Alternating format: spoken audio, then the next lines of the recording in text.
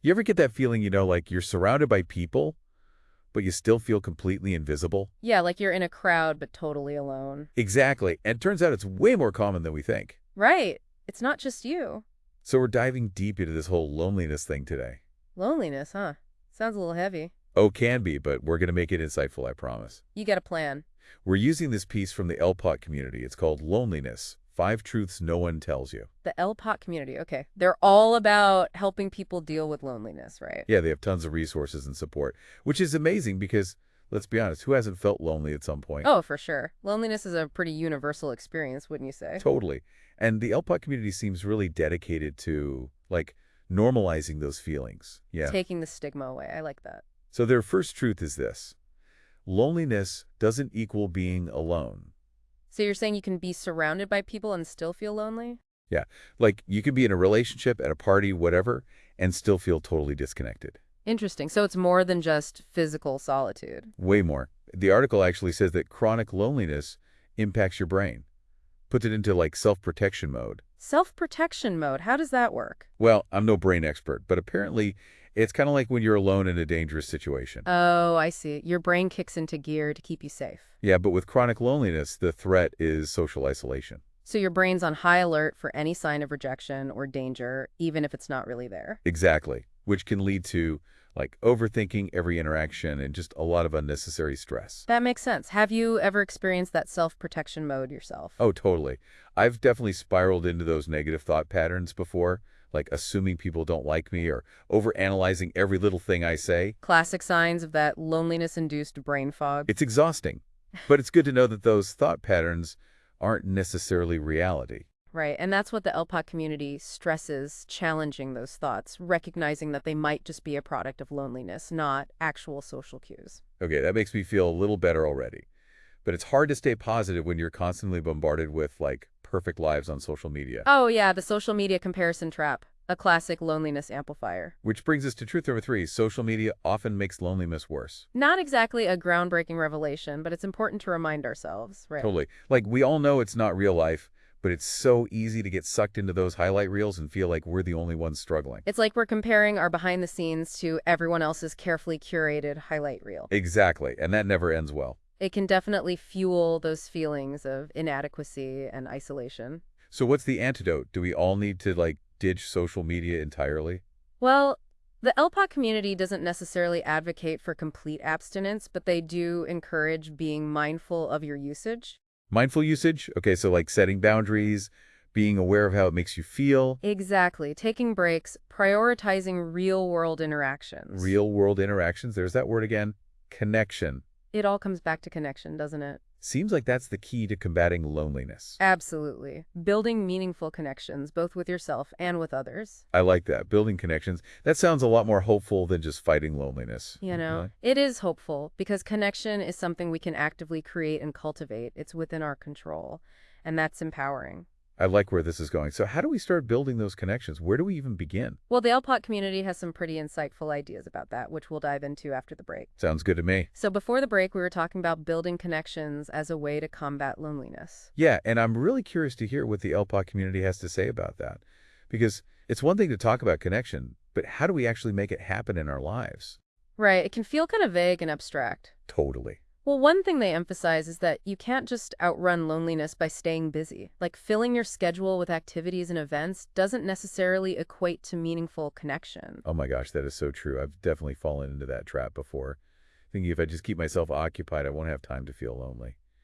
But it always catches up to me. It always does, right? Because true connection, it's not about the quantity of your interactions. It's about the quality. So it's not just about being around people. It's about, really engaging with them on a deeper level. Exactly. And that's truth number 4 from the LPOT community, the busyness trap.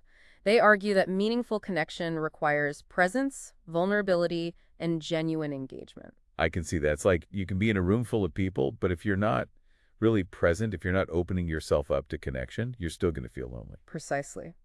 And that leads us to their 5th truth, which might be the most important one of all. Are you ready for this? Hit me with it. The only way to truly escape loneliness is to connect with yourself first. Connect with yourself. Okay, now that one sounds really abstract. How do you even do that? It might sound abstract, but it's actually very practical. The LPot community breaks it down into simple actions. Things like spending time alone doing things you genuinely enjoy, journaling, treating yourself with kindness and compassion, like you would a good friend. Okay, I think I'm starting to get it. It's like building a friendship with yourself. Exactly. And just like any friendship, it requires effort and attention. But the rewards are huge. When you truly enjoy your own company, loneliness loses its grip. That makes sense. So it's not about avoiding alone time, it's about making the most of it, turning it into an opportunity for growth and self-discovery. Exactly. And the LPOT community provides a ton of resources for cultivating that self-connection. Guided meditations, journaling prompts, workshops. They really want to equip people with the tools to combat loneliness from the inside out. It sounds like they've really thought of everything, from understanding the science behind loneliness to providing practical steps for overcoming it. I'm impressed. So, what are some of the tangible things people can do to apply these truths in their own lives, like right now? That's a great question. I think one of the simplest yet most powerful things is to start being more intentional about the connections you create. Instead of just going through the motions socially, actively seek out interactions that feel meaningful and fulfilling. So, like, instead of passively scrolling through social media, maybe reach out to a friend for coffee or join a club that aligns with your interests. Exactly. It's about being proactive and making a conscious effort to cultivate those deeper connections. And remembering that it's not about the quantity of connections, it's about the quality. Right. It's better to have a few close friends who you can truly be yourself with than 100 acquaintances you barely know. So true. And those close friendships, they don't just happen magically, right? They require effort and nurturing. Absolutely. Make time for the people who matter most, even if it's just a quick phone call or a text to check in. Small gestures go a long way. Like the LPot community talks about sending handwritten cards or leaving a thoughtful comment on a friend's social media post. Exactly. It's about showing people you care, even in small ways. And don't underestimate the power of just listening. Sometimes the best way to connect with someone is to just be fully present and listen to what they have to say without judgment or interruption. Creating a space where they feel seen and heard. Exactly. And remember vulnerability. Don't be afraid to share your own struggles and let people see the real you. I can imagine that's scary, but also incredibly liberating. It is. When you open yourself up to others, you create the opportunity for real intimacy and connection. And those genuine connections, they're the antidote to loneliness. Okay, I love that. Genuine connections, that's what we're all striving for, right? It is, and it's attainable. But it starts with that inner work, that connection with ourselves. That interconnection. So much of this comes down to self-awareness. Knowing yourself, your needs, your triggers. It's like once you understand yourself better, you can start to build healthier relationships with others. Exactly, and that's where the LPOT community's resources can be so helpful. They offer guidance and support for every step of the journey, from understanding the science of loneliness to cultivating self-compassion to building meaningful connections. They've really created a comprehensive approach to combating loneliness from the inside out. It's inspiring to see an organization so dedicated to this issue. Because let's face it, loneliness is a real epidemic in our society. It is, but it doesn't have to be this way. There are things we can do individually and collectively to foster more connection and belonging in our lives and in our communities. Well said. I think we've covered a lot of ground today, but I'm curious to hear more about the LPOT community itself. What can you tell us about their mission and the work they do?